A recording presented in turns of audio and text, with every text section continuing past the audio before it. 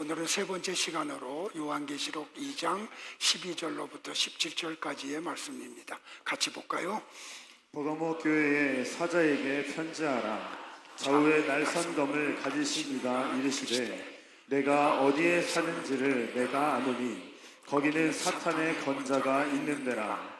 내가 내 이름을 굳게 잡아서 내 충성된 증인 안디바가 너희 가운데 곧 사탄이 사는 곳에서 죽임을 당할 때에도 나를 믿는 믿음을 저버리지 아니하였도다. 그러나 내게 두어 가지 책망할 것이 있나니 거기 내게 발람의 교훈을 지키는 자들이 있도다. 발람이 발락을 가르쳐 이스라엘 자손 앞에 걸림돌을 놓아 우상의 제물을 먹게 하였고 또 행음하게 하였느니라. 이와 같이 내게도 니골라당의 교훈을 지키는 자들이 있도다. 그러므로 회개하라. 그리하지 아니하면 내가 내게 속히 가서 내 입의 검으로 그들과 싸우리라.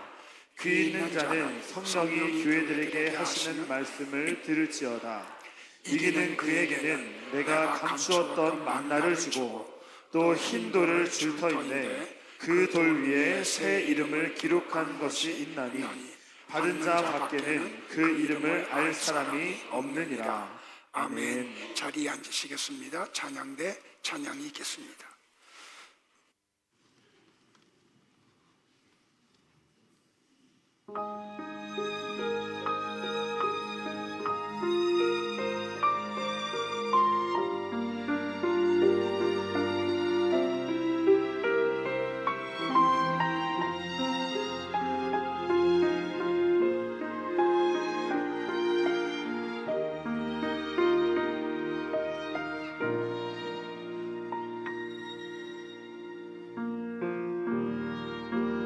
세상 속에 살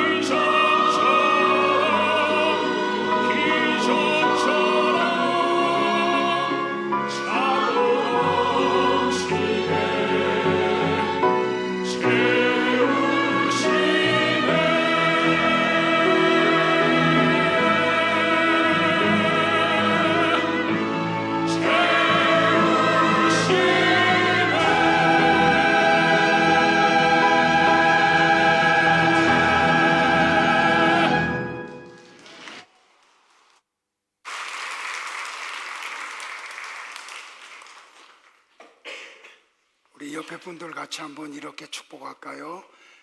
채우심을 받으시기 바랍니다.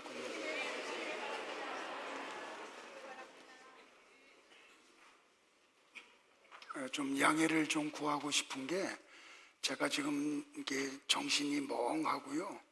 뜬구름 위에 떠 있는 것 같아요. 그래서 뭐가 막 헷갈려요. 그래서 여러분들이 조금 좀 도와주셔서 이 설교 시간을 잘 끝낼 수 있도록 좀 협력해 주시기를 바랍니다. 자, 오늘은 우리 아시아에 있는 7교회 가운데 세 번째 시간으로 버가모 교회에 대한 내용을 같이 묵상하겠습니다. 성도 여러분들, 교회가 진리를 모르면, 다시 말하면 하나님의 말씀의 진의를 모르면 하나님의 뜻과는 상반되는 것들을 추구해요. 하나님의 뜻과는 전혀 관계없는 것들을 소망을 해요. 그 가운데 하나가 대표적인 게 뭐냐면 예수님을 잘 믿으면 삶이 윤택해지고 또 내 이름이 유명해진다고 생각을 해요. 그러니까 하나님이 복을 주시면 어떤 목회자가 교회에서 목회를 하면 숫자가 늘어나야 되고 그래서 자연적으로 그 목사님의 이름이 유명해진다고 생각을 해요. 그런데 그런 생각은 하나님의 생각과는 전혀 다른 거예요. 자, 예수님의 예를 한번 살펴보자고요.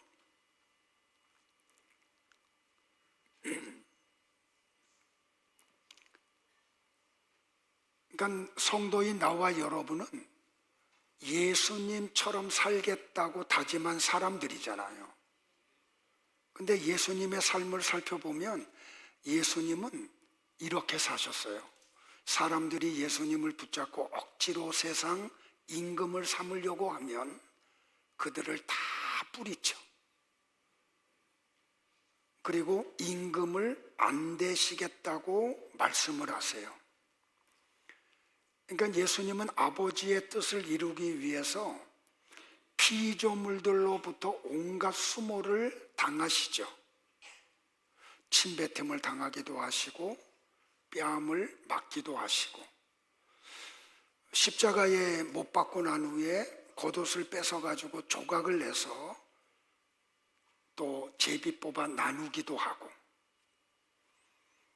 심지어는 뭐라고 말하냐면은 네가 정말 하나님의 아들이니? 그러면 너 거기서 한번 내려와봐 하고 조롱을 하기도 해요. 그런데 하나님 아버지가 그 아들이 그런 수모를 당하는데 얼굴을 돌이키세요. 외면을 하세요. 그분은 전지하고 전능하신 분이거든요. 그러니까 얼마든지 십자가에서 내려오실 수 있어요. 그를 못 박는 로마 군인들을 그냥 말씀 한마디 하면은 그 자리에서 거꾸로 들여 죽일 수도 있어요. 근데 예수님도 어떤 것도 안 하시고 아버지도 외면을 하세요. 그리고 십자가에서 죽으시죠. 그러니까 예수님을 십자가에 못 박아 죽인 대제사장, 그러니까 가야바와 안나스, 그리고 장로들, 유대인들, 그들은 예수님을 십자가에 못 박아 죽인 다음에 파티를 열어요. 우리가 이겼다고. 근데 안식 후 첫날 이른 새벽에 예수님이 부활을 하시죠. 저 같았으면 어떻게 했을까요? 빌라도부터 요동 아주 그냥 절단을 했을 거예요. 가야바와 안네스를 불러가지고 그들이 얼마나 헛된 직분을 갖고 있는지를 드러냈을 거예요. 자기를 향해서 침을 뱉고 뺨을 때린 사람들을 불러가지고 홍구멍을 냈을 거예요. 그런데 예수님은 어떤 것도 안 하세요. 그냥 나사렛 목수의 아들로 그들에게 인식이 돼요. 그게 예수님의 삶이에요. 그리고 아버지의 아들을 향한 뜻이었고요. 성경은 이런 예수님의 삶을 뭐라고 이야기하냐면 그게 승리야 라고 얘기해요. 그게 이기는 삶이야. 그럼 성도인 나와 여러분도 예수님 닮겠다고 다짐한 사람들이잖아요. 그럼 우리도 그 길 가야 되는 거잖아요. 이게 기독교예요. 그러니까 여러분들이 이렇게 성경을 모를 때는 교회가 엉뚱한 이야기를 하는데도 불구하고 그것이 잘못된지를 몰라요. 그리고 그걸 똑같이 추구하죠. 그거는 성경을 모르는 무지에서 나오는 결과들이라는 거예요. 오늘 버가모 교회를 통해서 우리가 깨달아야 될 내용이 적나라하게 드러나요. 이 버가모는 에베소로부터 북쪽으로 약 120km 떨어져 있는 도시예요. 특별히 로마가 지배한 아시아에 있는 국가들 가운데 버가모가 정치의 수도였어요. 그러니까 자연적으로 여기에는 어떤 일이 벌어지냐면 정치적인 일들이 굉장히 많이 일어나요. 특별히 로마의 장군 마크 안토니가 클레오파트라에게 기증했던 고서 20만 권을 소장하고 있는 도서관이 버가모에 있었어요. 그리고 이 버가모에서 최초로 일어난 게 뭐냐면 양의 가죽을 종이로 사용해서 양피지에다가 글을 기록하는 일이 버가모에서 최초로 시작이 돼요. 그러니까 이 버가모에는 정치적인 도시이기 때문에 그리스 신화에 나오는 신들의 신전이 6개나 있고 애굽에 세라피스 신전도 있어요. 그리고 역대 로마 황제들을 기념하는 신전들도 있었어요. 그러니까 예수님이 버가모 교회를 향해서 야 너희들이 지금 어디에 있는지 아니? 사탄의 도시에 있어 라고 표현한 게 바로 이런 뜻이에요. 그런데 이 교회는, 이 도시는 로마 황제에게 충성을 맹세한 도시예요. 이 교회에, 이 버가모에 교회가 세워져요. 언제 버가모 교회가 세워졌는지 성경이 침묵을 하지만 우리는 사도행전 19장 26절을 통해서 우리가 지난주에 공부했듯이 바울이 에베소에 오래 머무르는 동안 버가모에 가서 전도를 해서 버가모 교회가 세워졌다고 추측을 해요. 그게 사도행전 26절에 나와요. 바울이 에베소뿐 아니라 거의 전 아시아를 통하여 수많은 사람을 권유하여 말하되 사람의 손으로 만든 것들은 신이 아니라 하니 이는 그대들도 보고 들은 것이라. 이 에베소에 머무르는 동안 주변에 있는 도시들을 자주 방문해서 복음을 전해서 버가모에도 교회가 세워졌다라고 우리는 생각을 해요. 그 버가모 교회의 초대 감독이 누구였냐면 요한 3서에 나오는 가이오 장로예요. 그리고 나중에 여기서 순교를 한 안디바가 이 버가모 교회의 감독으로 사역을 해요. 근데 예수님이 불꽃 같은 눈을 가지고 버가모 교회를 보시고 난 다음에 그들을 칭찬을 하고 책망을 해요. 그 다음에 책망을 하고 난 후에는 회개하라라고 권면을 하고 너희들이 회개하면 내가 2가지를 선물로 줄게. 약속이 나와요. 그래서 오늘은 이 4가지 테마를 가지고 버가모 교회를 살펴볼게요. 예수님이 하신 칭찬과 책망, 그리고 권면, 그리고 약속. 자, 먼저는 칭찬이에요. 자, 13절을 한 번만 더 같이 볼까요? 시작. 내가 어디에 사는지를 내가 아노니 거기는 사탄의 권자가 있는 데라. 내가 내 이름을 굳게 잡아서 내 충성된 증인 안디바가 너희 가운데 곧 사탄이 사는 곳에서 죽임을 당할 때에도 나를 믿는 믿음을 저버리지 아니하였도다. 자, 버가모 도시는 어떤 도시냐면 사탄의 권자가 있는 도시예요. 그러니까 예수님이 말씀하는 거예요. 버가모라는 도시는 사탄이 사는 곳이다. 그런데 이 버가모 교회 성도들은 어떻게 했냐면 예수님의 이름을 굳게 붙잡고 있었어요. 그리고 심지어는 예수님의 충성된 증인이었던 안디바가 순교를 당해요. 근데 그걸 보면서도 버가모 교회 성도들이 믿음을 저버리지 않아요. 나는 오늘 우리 교회가 그런 교회 되기를 바라요. 그러니까 안디바가 감독이 되기 전에 직업이 뭐였냐면 석공이었어요. 그래서 이제 이렇게 돌로 작업을 해가지고 생계를 이어가고 있었죠. 근데 아까도 얘기했지만 버가모는 아시아에 있는 정치의 중심 도시고 로마 황제를 섬기기로 결정한 도시예요. 그러니까 자연히 로마로부터 어떤 제안을 받냐면 아스크레피온이라고 하는 신상을 만들으라는 제안이 이 안디바에게 와요. 근데 안디바는 믿음 때문에, 예수님의 이름 때문에 그는 그걸 거절해요.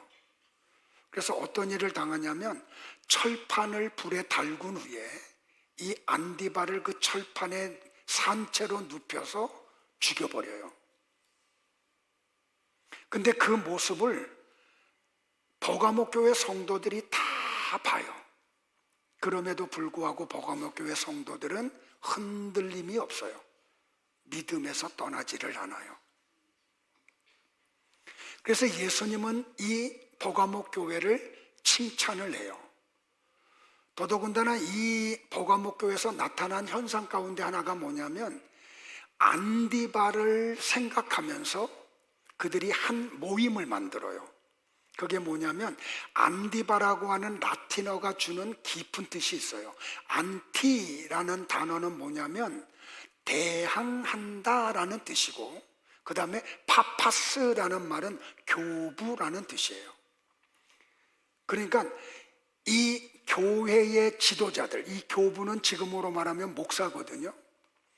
이분들이 엉뚱한 교리를 만들고 복음에서 떠날 때 이 안디바의 신앙을 물려받은 성도들이 모임을 만들어서 교회 지도자들에게 그거는 잘못된 겁니다 하고 반기를 들어요. 자, 그 역사적인 배경을 보면 어떻게 되냐면 AD 313년에 콘스탄틴 대제가 로마를 통일을 해요. 그리고 그가 밀라노에서 칙령을 내리죠. 과거 로마가 300년 동안 박해했던 교회를, 기독교를 국교로 인정하는 게 밀라노의 칙령의 주된 내용이에요.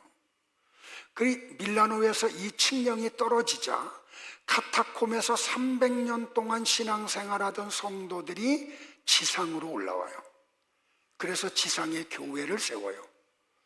근데 시간이 지나가다 보니까 콘스탄틴 대제가 기독교를 국교로 인정하는 칙령을 내리고 그의 어머니가 특별히 기독교인인 걸 아는 많은 사람들이 신앙과는 관계없이 교회로 밀물듯이 들어와요. 예전에 한번 말씀을 드렸듯이 고 김영삼 대통령이 대통령 되기 전에 저 역삼동에 있는 충영교회 시무장로였잖아요. 근데 이분이 대통령이 되니까 대통령을 취임하고 난 3개월 후에 판검사 이런 사람들이 거의 300명이 충영교회에 등록을 해요. 그러니까 그들이 믿음 때문에 등록했겠어요? 충영교회 시무장로인 김영삼 대통령에게 잘 보여서 한 자리 차지하려고 했던 거죠. 그런 일이 바로 300년대에도 일어나요. 그러니까 자연적으로 숫자가 늘어나고 그들의 어떤 재력이 많으니까 교회의 주도권이 카타콤에서 신앙생활하던 성도들에게서 자연적으로 이들에게로 넘어가요. 그때부터 교회의 지도자들이 어떻게 하냐면 복음과 관계없는 교리들을 만들기 시작을 해요. 이유는 콘스탄틴 대제에게 잘 보이기 위해서. 그리고 교회의 주도권을 갖고 있는 사람들에게 잘 보이려고 교회의 지도자들이 타협을 해요. 그리고 배도의 길을 걸어요. 그러자 이 안디바의 신앙을 물려받은 사람들이 교회 지도자들을 향해서 그거는 하나님과 상관없는 일입니다라고 반기를 들어요. 바로 버가모 교회에 그런 일이 벌어졌다는 거예요. 안디바가 순교하고 나자 그 뒤에 일어나는 감독들이 바로 이 사람들에게 마음에 드는 교리를 만들고 그들이 원하는 내용들을 자꾸 선포하기 시작을 해요. 그러니까 복음과는 자꾸 교회가 멀어지죠.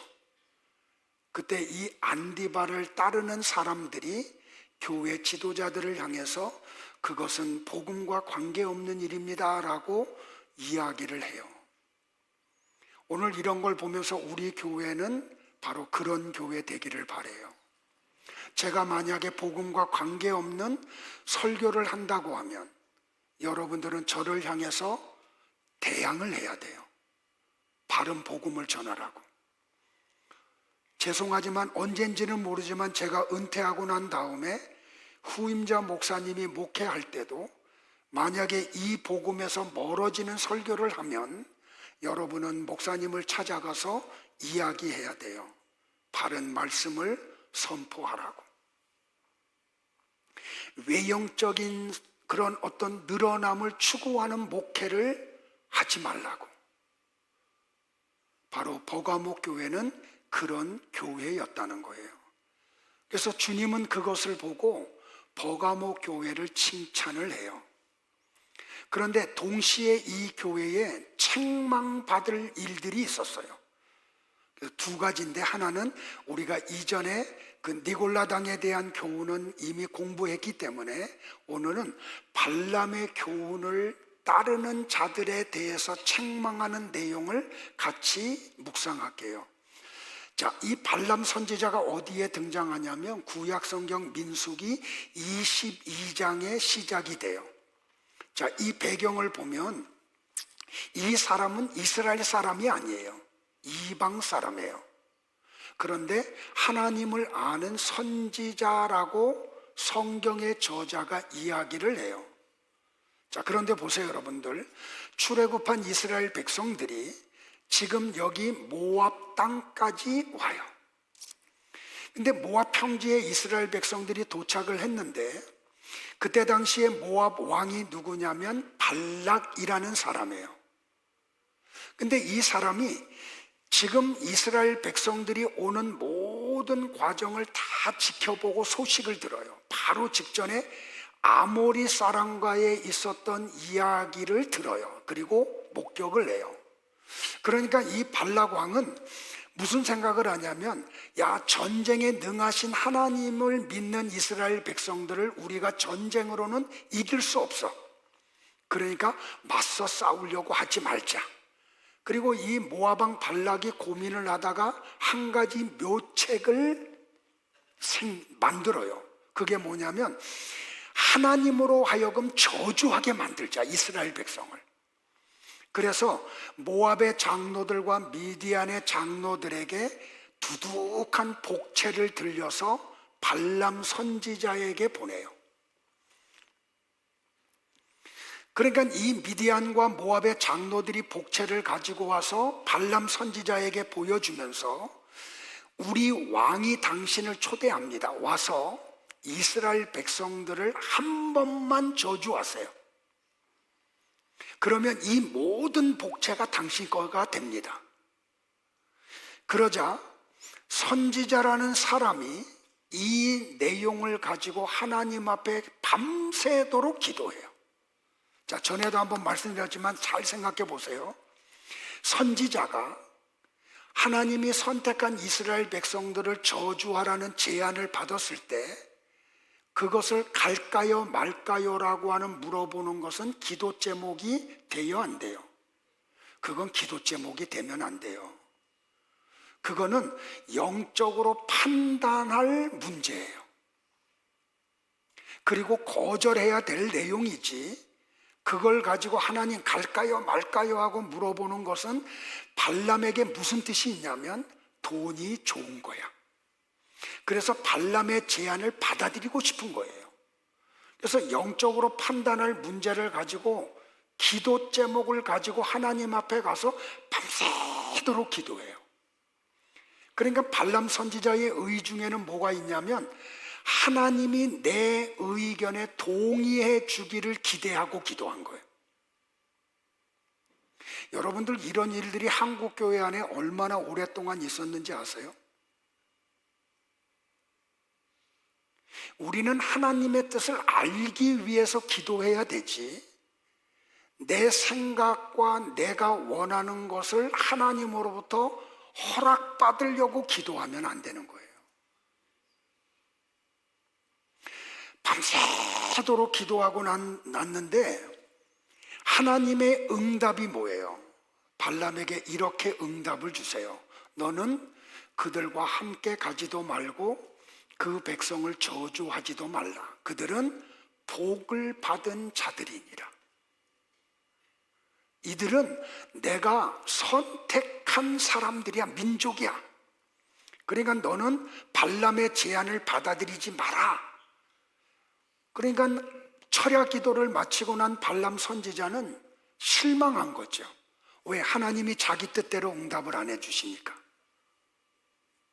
그래서 모압과 미디안의 장로들을 돌려보내요.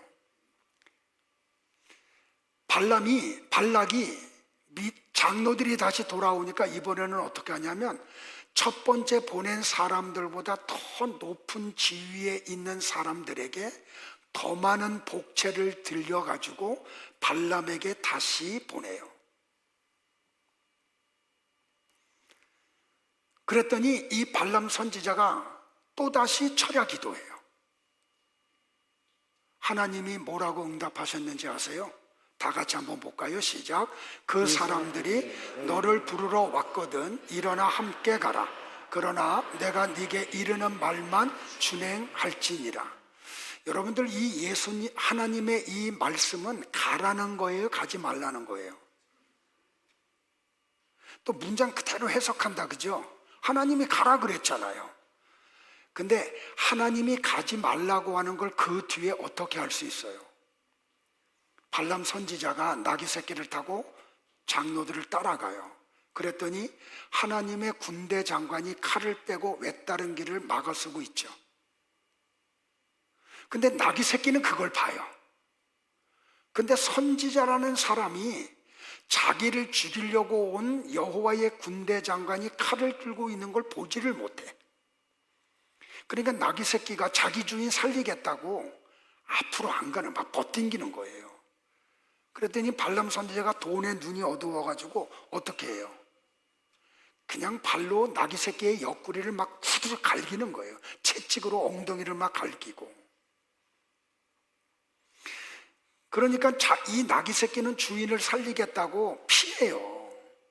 그러다가 어떻게 해요? 바위에다 대고 발람 선지자의 발을 막 비벼. 그러니까 옆에 이 종아리가 까져가지고 막 피가 철철 흐르는 거예요. 그러니까 이 발람 선지자가 나귀 새끼를 죽도록 패는 거예요. 그러니까 억울하게 이 나귀 새끼는 맞잖아요. 자기 주인 살리겠다는 생각 때문에. 그러다가 견디다 못해가지고, 여러분들 성경에 보면 짐승이 말한 게 딱 두 번이에요. 한 번은 창세기 3장. 뱀이 사탄의 말을 해요. 그리고 여기서 나귀 새끼가 사람의 말을 해요. 여러분들이 깨닫지 못하면 여러분들이 집에서 키우는 애완견들이 말할 거예요. 정신 차리라고. 그러니까 이 말은, 하나님의 말씀은 가지 말라는 거예요. 그런데 가잖아요. 근데 여러분들 보세요. 하나님이 개입을 하셔. 그래서 발람 선지자로 하여금 이스라엘 백성들을 향해서 저주를 못하게 하고 축복만 하게 만들어요. 가는 곳마다. 가는 곳마다. 그러니까 발락이 준비한 복채를 발람이 하나도 못 받아요.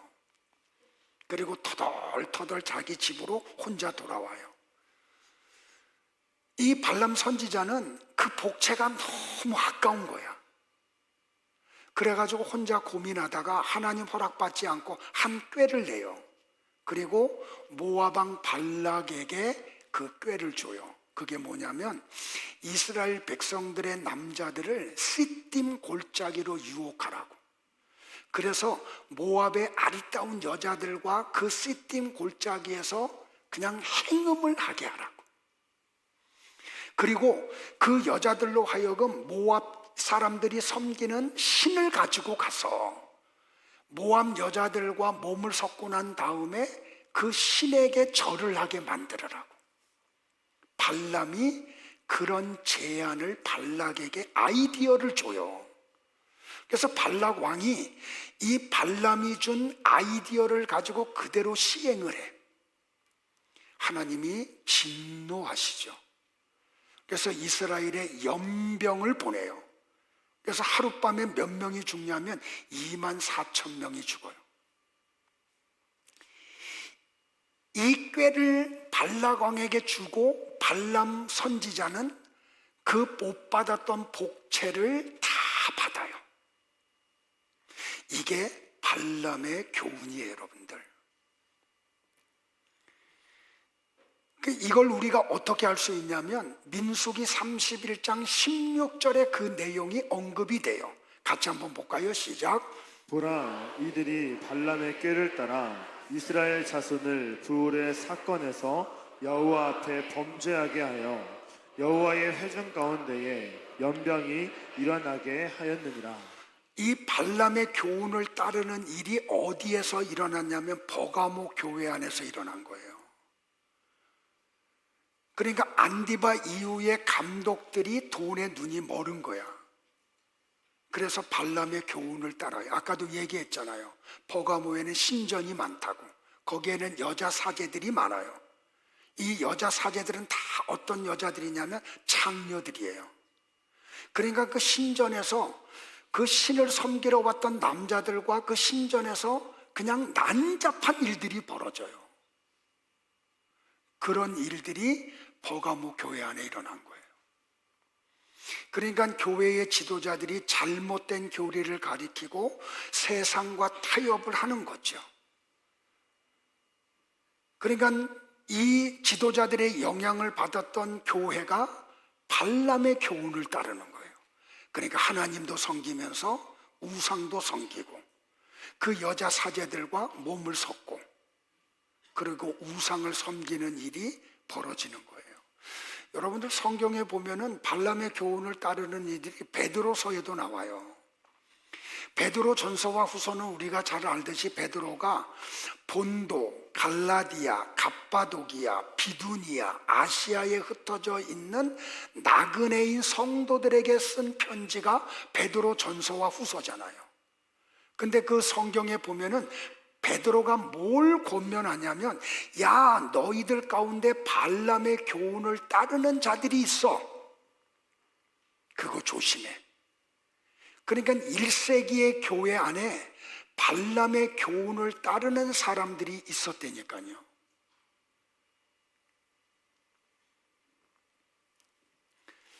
이게 뭐냐면 하나님도 섬기면서 우상도 섬기는 혼합주의라고 그래요.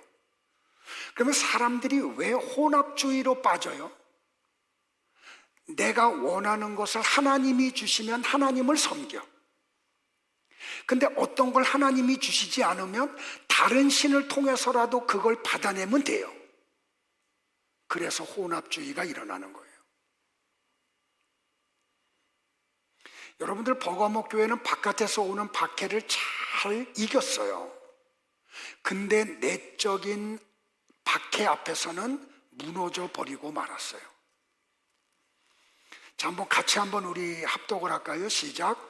자기가 추구하는 행복과 만족을 위해 하나님도 섬기면서 다른 신을 섬기는 것이 혼합주의입니다. 혼합주의가 뭐라고요? 하나님도 섬기고 다른 신도 섬기는 거. 뭐 때문에? 내가 원하는 것을 이루어 줄 수만 있다고 하면. 그러니까 구약 성경을 보면 이스라엘 백성들이 하나님을 버린 적이 한 번도 없어요. 그들은 자기네들이 추구하는 것을 얻어내기 위해서 하나님을 끝까지 섬겼어요. 그런데 하나님이 안 주시고 침묵하면 다른 신을 섬겼어요. 구약 성경 전체의 내용이 그 내용이에요.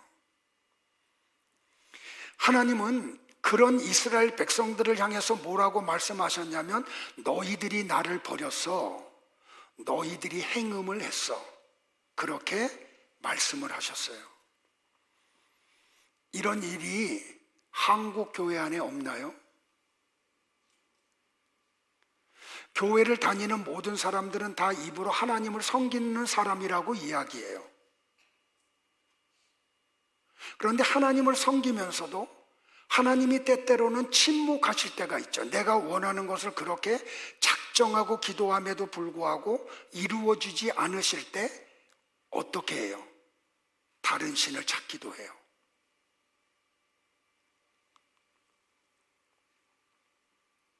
얼마 전에 책 한 권이 발간이 됐는데 그 책 제목이 뭐냐면 한국교회 트렌드 2026년이라는 책이에요. 그러니까 이 책의 저자는 뭐냐면 한국교회의 미래에 어떤 일들이 벌어질 거고 그러면 교회는 어떻게 대비해야 되는가 라고 하는 방안을 교회들에게 주는 거죠. 더 깊은 얘기는 나중에 좀 얘기할게요.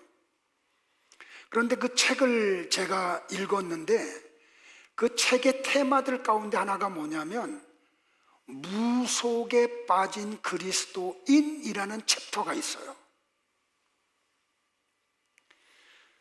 유명했던 무속인이 전도를 받아가지고 회심했어요. 그래서 그리스도인이 됐어요. 근데 이 사람이 무속인으로 살 때 어떤 일들이 있었냐면 이런 일들이 있었다는 거예요. 자기 손님들 가운데 40%가 기독교인이었대요. 근데 찾아오는 사람들이 청년도 찾아오고 심지어는 목사님, 사모님들도 찾아오고 우리 교회 부흥할까요? 안 부흥할까요? 용서하세요 여러분들. 장로님들이 와서 점 보고 권사들이 와서 보고 이사를 해야 되는데 손 없는 날이 언제입니까? 이거 물으러 오고 애들 결혼해야 되는데 속궁합이 맞습니까? 이 결혼해야 됩니까? 말아야 됩니까? 이런 거 물어보러 오는 사람들이 40%가 기독교인이었다는 거예요. 혼합주의 아니에요?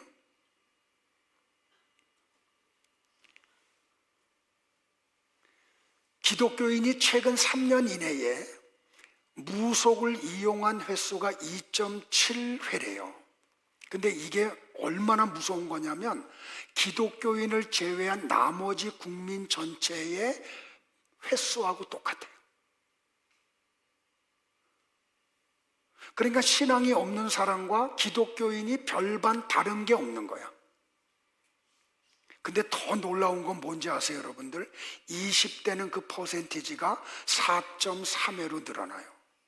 젊을수록 무속에 빠지는 기독교인이 더 많다는 거예요. 구체적으로 얘기할까요? 타르라 그래요, 타르? 타로. 홍대에 가면 타로 점집이 많죠. 재미삼아 보는 사람들도 많아요. 이 텔레비전이 아주 못된 건데 그리스도인이라는 연예인들이 그런 짓들을 서슴없이 해. 뭐 때문에 해요? 내가 결혼합니까? 못합니까? 배우자를 언제 만나게 됩니까? 아이는 낳습니까? 못 낳습니까? 내가 인기를 좀 얻을까요? 못 얻을까요? 최근에 제 친구 목사님이 전주 한옥마을을 갔다 왔는데 갔다 와서 실방을 했대요. 한 집 건너 한나가 다 타로 점집이라는 거예요. 그러니까 특성을 잃어버렸다는 거예요. 그럼 왜 그런 게 많이 생겨요? 찾는 사람이 있으니까 자꾸 더 많이 생기는 거잖아요. 여러분은 어때요? 이사하는데 손 없는 날 찾아서 이사한 적 없어요? 아파트를 분양받는데 4자 들어가면 안 가. 뭐가 그렇게 무서운지. 이게 교회 안에 들어온 무서운 혼합주의, 발람의 교훈이에요. 나와 여러분들이 이걸 아셔야 되는 거예요. 두 번째 책망이 뭐냐면 니골라당의 교훈을 지키는 자들을 책망해요. 요거는 그냥 넘어갈게요. 이미 공부했으니까. 자, 여기에 대한 처방이 뭐냐면 따라합시다. 회개하라. 우리 옆에 분들하고 한번 얘기할까요? 회개하라.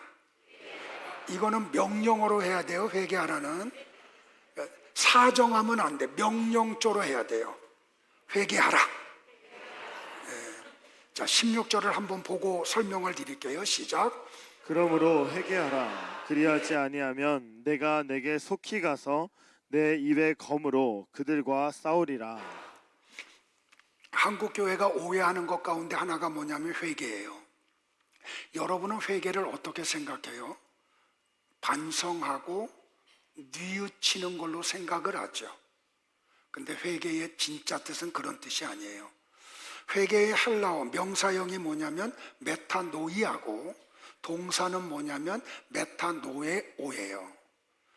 동사가 뭐냐면 다시 생각하고 마음을 바꾸는 것. 이게 회개예요. 그러니까 회개는 뭐냐면 지금까지 살아왔던 삶을 뒤돌아봐. 그리고 생각하는 거예요. 아, 말씀하고 비춰봤더니 이거 잘못된 거네. 그러면 삶의 모든 방식과 추구하는 목적을 바꾸는 거예요. 이게 회개예요. 그러니까 엄밀히 말하면 회개는 뭐냐면 가치관이 바뀌는 거예요. 세계관이 바뀌는 걸 회개라 그래요. 그러니까 이 버가모 교회는 가장 가치를 뭘로 여겼냐면 돈으로 여긴 거예요. 명예로 여긴 거예요.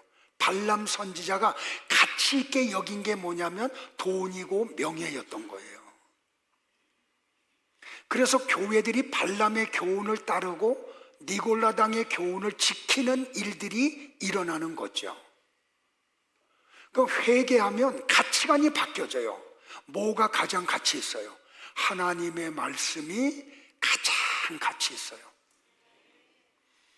그러니까 이게 가장 가치가 있으면 이것 때문에 다른 것들을 손해보는 것을 넉넉하게 감내해요.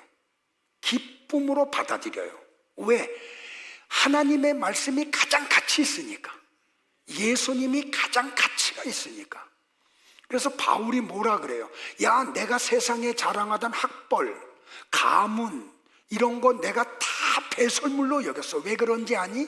내 가치관이 바뀌었어. 예수 그리스도를 아는 지식이 나의 가치관이 됐어. 그러니까 그때부터는 예수 그리스도를 아는 일에 자기의 모든 에너지를 동원하는 거죠. 왜? 그게 가장 가치 있으니까. 나는 여러분들에게 그런 일들이 일어나기를 축복을 해요. 예수님이 가장 가치 있는 분이야. 우리 삶에. 하나님의 말씀이 가장 가치가 있어요. 그래서 이것만 얻을 수 있다고 하면 어떤 불이익이 찾아와도 그걸 감당할 수 있는 성도들 되기를 축복을 해요. 그래서 예수님이 버가모 교회에 당신을 소개하면서 뭐라고 소개했어요? 좌우에 날선 검을 내가 가지고 있어. 나는 누군지 아니? 좌우에 날선 검을 가지고 있어. 그리고 버가모 교회에게 뭐라고 권면했다고요? 회개하라. 만약에 너희들이 회개하지 아니하면 내가 네게 속히 가서 내 입의 검으로 그들과 싸울 거야. 여러분들, 예수님이 지금 싸우겠다는 대상이 누구예요? 사탄이 아니에요. 세상이 아니에요. 버가모 교회 안에 발람의 교훈을 따르고 니골라당의 교훈을 지키는 자들과 싸우겠다는 거예요. 무서운 얘기 아니에요, 여러분들? 그러니까 예수님의 이 말씀은 뭐냐면, 야, 내가 진짜 말씀으로 너희들을 심판할 거야, 이 얘기예요. 전에 말씀드렸듯이 히브리서 기자가 좌우의 날선 검을 뭐라고 해석했어요? 하나님의 말씀. 그러니까 예수님이 내 입에 나오는 검으로 너희 교회 가서 니골라 당의 교훈을 지키고 발람의 교훈을 따르는 자들과 내가 싸울 거야 라는 말씀은 뭐예요? 진짜 말씀을 내가 너희 교회에 선포할게. 그래서 가짜를 몰아내시겠다는 거예요. 그러니까 예수님의 말씀에 반하는 모든 말씀은 심판의 대상이 되는 거죠. 그래서 나와 여러분은 하나님의 말씀을 아셔야 돼요. 교회 다니는 게 중요하지 않다니까요. 지난 목요일 날 여전도에 소풍을 갔다 왔어요. 얼마나 하나님이 일기를 좋게 해주셨는지 그냥 하늘이 화폭이었어요. 그냥 돌아가는 대로. 그런데 한 권사님이 저를 찾아와서 무슨 말씀을 하냐면, 목사님, 우리 교회에서 같이 신앙생활하던 아무개가 저 창원? 권사님? 창원으로 이사를 가셨다고. 근데 이사 가서 교회를 다니는데 주일이 오는 게 두렵대요. 말씀이 없어서. 들을 게 없더라는 거예요. 그래가지고 2달 동안 지금 교회를 안 나가고 우리 교회 예배를 실황으로 같이 예배를 드린대요. 그러니까 권사님이 그 얘기를 듣고 뭐라고 말씀하셨냐면, 그러면 다시 이사 와, 그러셨대요. 정말 이게 가치가 있으면 이거 붙잡아야 되는 거잖아요. 이게 생명이기 때문에. 여러분들이 만약에 우리 교회에 출석하고 지금 같이 예배를 드려도 속으로 발람의 교훈을 따르고 니골라당의 교훈을 지키는 분들이 계시면 예수님이 주일마다 말씀으로 여러분하고 싸우시는 거예요. 저를 통해서. 이 싸움에서 여러분들은 이겨야 돼요, 져야 돼요? 져야 돼요. 이 진짜 말씀 앞에 져야지. 이기면 어떻게 해요? 그냥 떠난다니까요. 그러니까 거꾸로 알잖아. 자꾸 이기려고 대지잖아.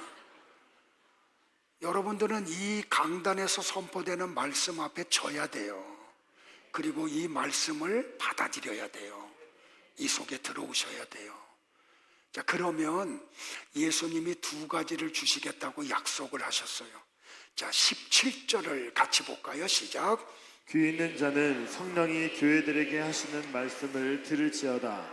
이기는 그에게는 내가 감추었던 만나를 주고 또 흰 돌을 줄 터인데 그 돌 위에 새 이름을 기록한 것이 있나니 받는 자 밖에는 그 이름을 알 사람이 없느니라. 자, 이기는 자에게는 2가지를 주신대요. 하나는 뭐예요?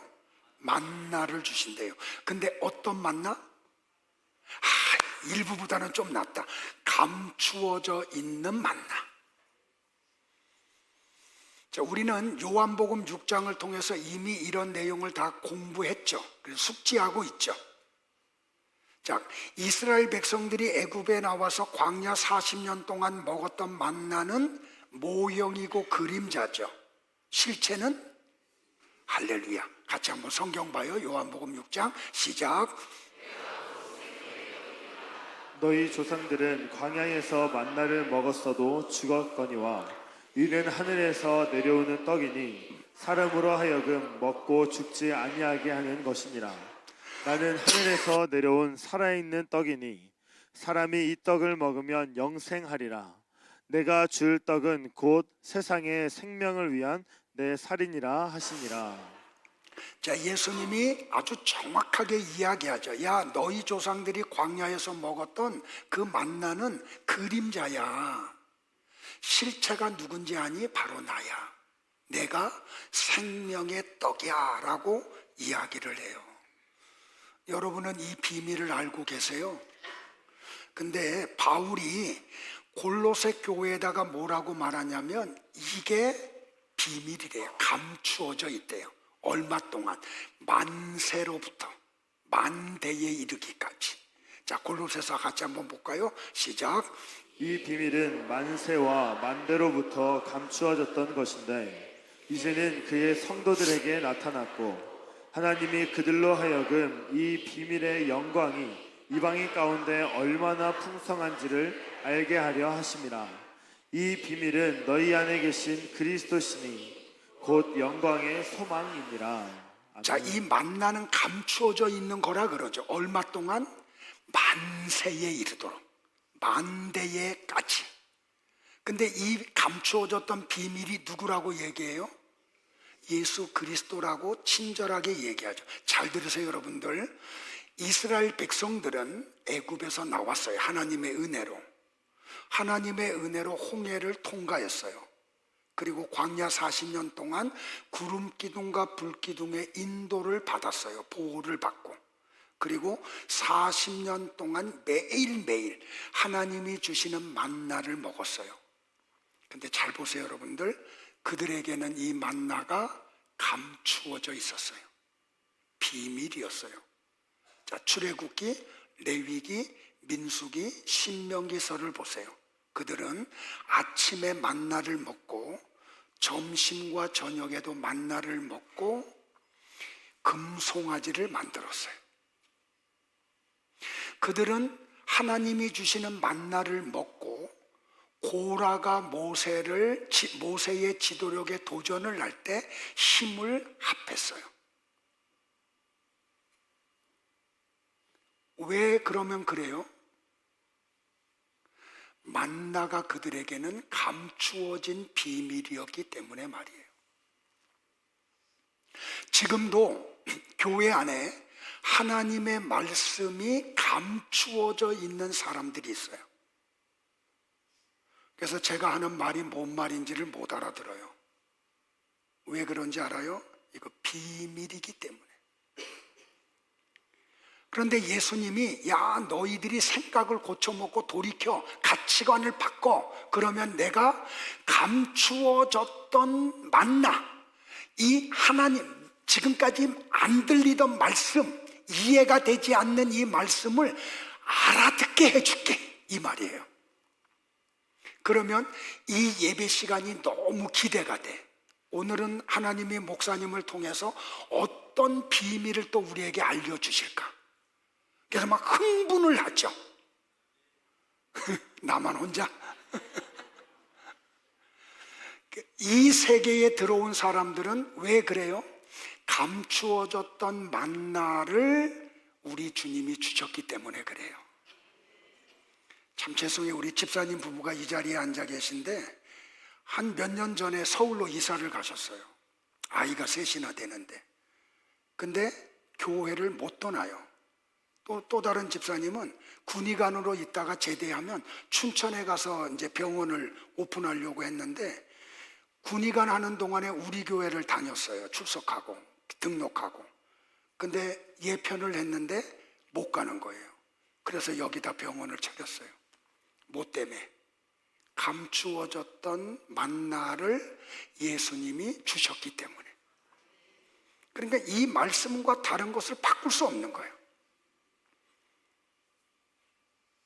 집사님 부부는 그래서 다시 일로 이사 온다는 소문이 내 귀에까지 다시 들려오더라고요. 애들이 셋이나 되거든요. 근데 아침 일찍 와가지고 하루 종일 주일날 셀 예배까지 다 하고 가니까 어떤 데 보면 5시에 내가 내려오면 그때도 아직 남아있어. 이게 가장 가치 있음을 알기 때문에 말이에요.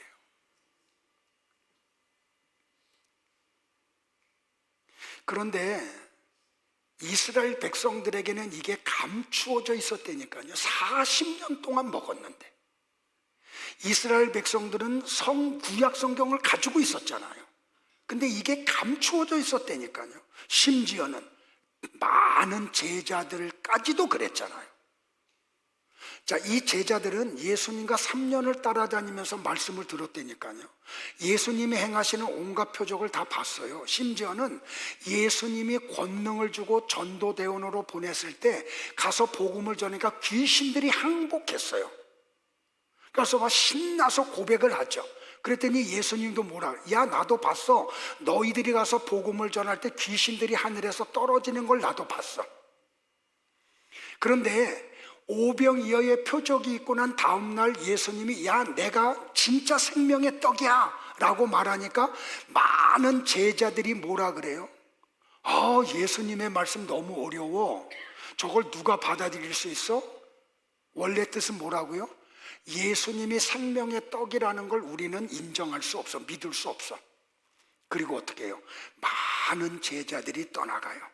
자, 요한복음 6장 66절을 같이 볼게요. 그래서 666이 나오나 봐. 나 오늘 지금 처음 얘기하는 거예요. 꼭 또 요한계시록 결부시키지 마세요. 그냥 농담으로 한 거예요. 또 진짜로 듣고 우리 목사님 이상해졌네 그러지 말고요. 자, 같이 볼까요? 시작.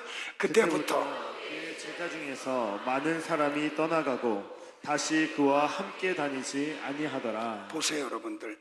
많은 제자들이 예수님을 떠나갔다니까요. 왜 떠나가요? 감추어져 있어서 예수님이. 그러니까 그 보물인 걸 몰랐기 때문에 그런 거예요. 마태복음 13장에서 예수님이 천국을 7가지의 비유로 말씀하죠. 근데 뭐라고 얘기해? 천국은 감추어져 있는 보물이다 라고 얘기하죠. 천국이 감추어져 있다니까요. 근데 회개하면 예수님이 뭘 준다고요? 감추어졌던 만나를 주시겠다고. 이게 뭐예요? 말씀을 알아듣게 하겠다는 거예요. 하나님이 이런 의미로 말씀을 기록하셨구나. 하나님이 목사님을 통해서 오늘 이 비밀을 말한 게 이런 거구나. 이걸 알아듣게 한다니까요. 자, 두 번째는 이기는 자에게는 뭘 주신다고요? 흰 돌을 주신다고요. 하얀 돌. 우리가 속해 있는 교단이 그래서 백석이에요. 하얀 돌 교단. 자, 이게 무슨 뜻인지 설명을 드릴게요. 흰 돌이라고 하는 의미가 당시에는 3가지로 쓰였어요. 첫째는 뭐냐면 재판석에서 판사가 판단을 할 때, 판결을 할 때 검은 돌과 흰 돌을 가지고 판결을 해요. 마지막에.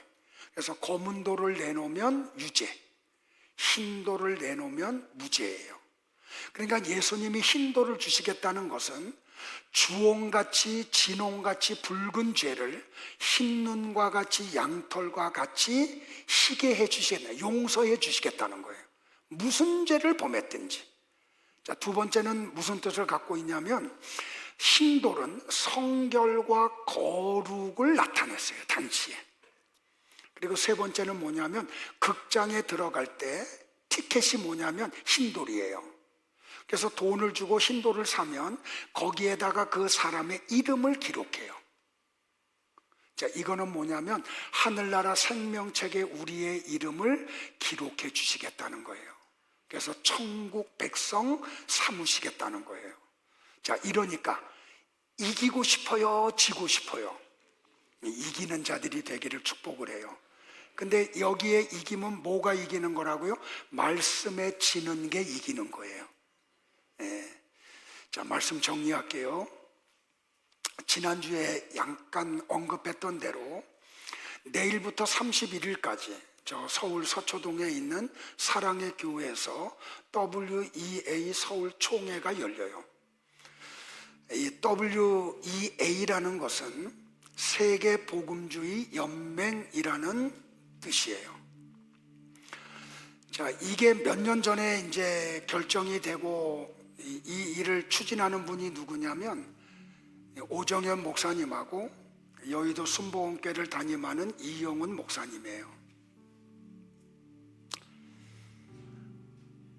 여기에 대해서 사당동 총신 조직신학 교수인 문병호 교수님이 WEA 총회가 한국에서 열리면 안 된다고 반대하고 있고 그 이유를 신학적으로 아주 정확하게 밝혀주셨어요. 그런데도 놀라운 게 뭐냐면 같은 사당동 총신의 교수들도 나눠져요. 이게 지금 한국교회의 저는 위기라고 생각을 해요. 적어도 합동 측 신학교라고 하면 교수들이 이런 문제에 한 목소리를 내야 되는 게 맞아요. 합동 측 목사님들이 한 목소리를 내는 게 맞아요. 그런데 둘로 나눠졌어요. 얼마나 심각한지를 여러분들이 아셔야 되는 거죠. WEA가 문병호 교수의 이야기예요. WEA가 WCC에 편승해서 로마 카톨릭과 신학적 일치를 추구하고 포용주의, 혼합주의, 다원주의로 가고 있습니다. 그러니까 버가모 교회에 일어났던 일들이 지금 우리가 살고 있는 현실 속에서도 그대로 지금 이루어지고 있는 거예요.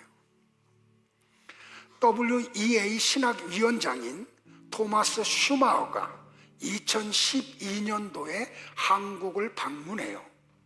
그래서 이분이 뭐라고 그때 말을 했냐면 WEA와 회원교회들은 WCC 회원교회들이 동의하지 않으면 안 되는 WCC의 헌장에 동의하는데 아무런 문제도 갖지 않는다. WCC의 회원교회들도 WEA의 신앙 고백이 언급하는 모든 것에 동의할 수 있다. WEA의 신학을 바탕하는 교수가 한 말이에요. WEA가 WCC와 근본 교리에 있어서 부딪힘이 없다고 천명을 한 거예요. 그들은 하나임을 얘기한 거예요.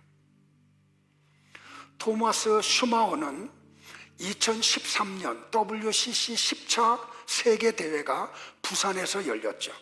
그 대회장이 누구예요? 저 명일동에 있는 장로교의 제일 큰 교회 목사님이에요. 이 WCC 10차 총회가 열리기 전에 그는 이런 말을 해요. 기독교의 하나됨을 확산시킬 것이다 라고 말이에요. 더 무서운 건 뭐냐면 WEA가 2007년도에 제7일 안식 재림교회와 공동 성명을 발표해요. 우리가 알다시피 제7일 안식일 교회는 구약만 인정하는 사람들이잖아요. 그래서 정통 교회들이 이단으로 이미 발표를 했죠. 그 공동 성명의 내용이 뭐냐면 안식교가 WEA 신앙 선언을 완전히 받아들인다는 거였어요. 그러니까 WEA와 제7일 안식일 교단이 하나됨을 선포한 거죠. 신학적으로. 우리가 WEA 서울총회를 반대하는 이유는 분명해요. WEA는 성경의 영감과 무오함과 유일한 권위와 자정성을 거부하기 때문에 반대해요. WEA는 WCC와의 교류와 협력 및 일치를 강화하고 에큐메니칼 동참을 운운하며 WCC와 더욱 동화되어 가고 있기 때문에 반대하는 거예요. WEA는 신학과 교리를 불문하여 세계교회의 일치를 도모하는 포용주의와 혼합주의를 넘어서 다원주의를 향하여 가는 에큐메니칼 활동을 하기 때문에 반대하는 거예요. WEA의 의장 및 사무총장, 분과위원장, 기구대표자, 관계신학자들 중에 다수는 WCC의 회원이기도 해요.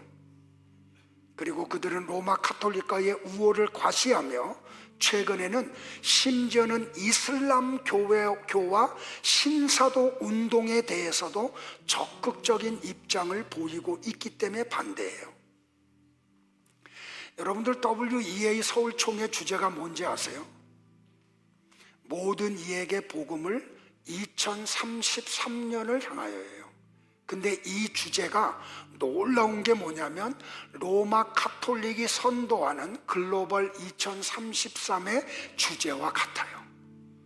그러니까 이 WEA는 로마 카톨릭과 하나임을 드러내고 있는 거예요.